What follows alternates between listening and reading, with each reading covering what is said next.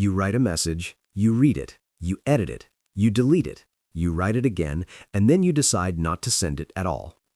People tell you your ideas are valuable and that you should pursue them, but when the moment to act arrives, your internal dialogue demands that you wait. You begin questioning if the timing is right or if the work is perfect. You run through scenarios where everything goes wrong, staying stationary while your mind races.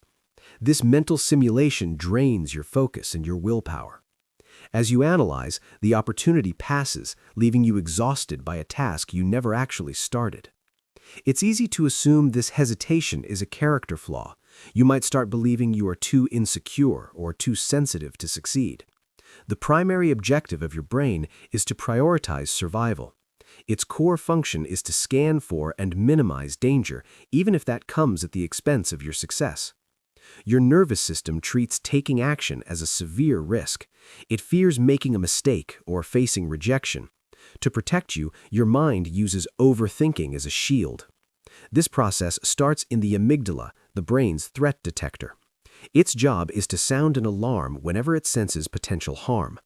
The amygdala cannot distinguish between a physical threat to your life and a social threat like an awkward conversation.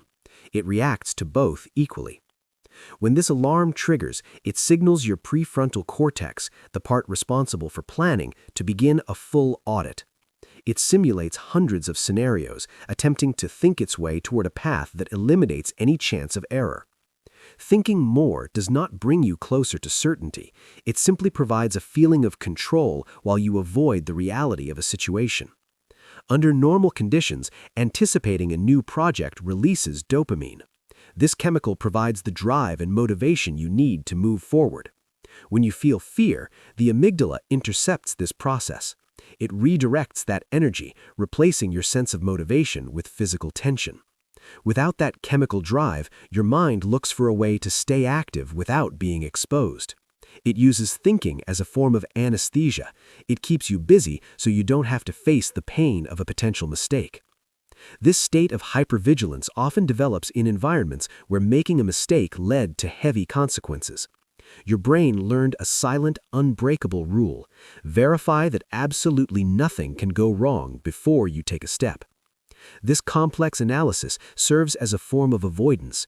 You are using your mind to stay safe from the emotional impact of failure. Changing this behavior requires a system update rather than self-criticism. You are teaching your mind to operate with a new set of rules. The first update is the 60% certainty rule. Your brain wants total certainty before it acts, which is impossible. You must consciously set your action threshold at 60% clarity. Define what enough information looks like for your goal. Once you reach that 60% mark, commit to taking action within 24 hours and evaluate the results only after you finish. The second update is the danger filter.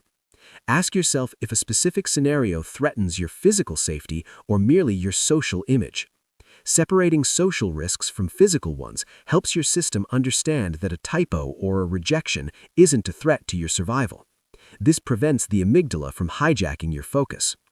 The third update involves moving into physical reality. Overthinking thrives on abstract ideas, but it loses its power when you engage in immediate small action. Instead of trying to start a project, focus on the smallest possible movement, like opening a document or sending a single message. Taking a micro-action provides proof to your nervous system that the world remains intact even when you move forward. Every error you encounter provides physical evidence of movement. It confirms you've stepped out of the simulation and into the real world. When you catch yourself frozen in thought, ask what your system is trying to protect. Understanding that protective instinct allows you to finally move past it. I want to hear from you. What's something you've been overthinking but haven't done yet? And if this kind of content helps you understand what's happening in your mind, subscribe. Because here you won't find empty motivation, you'll find clarity.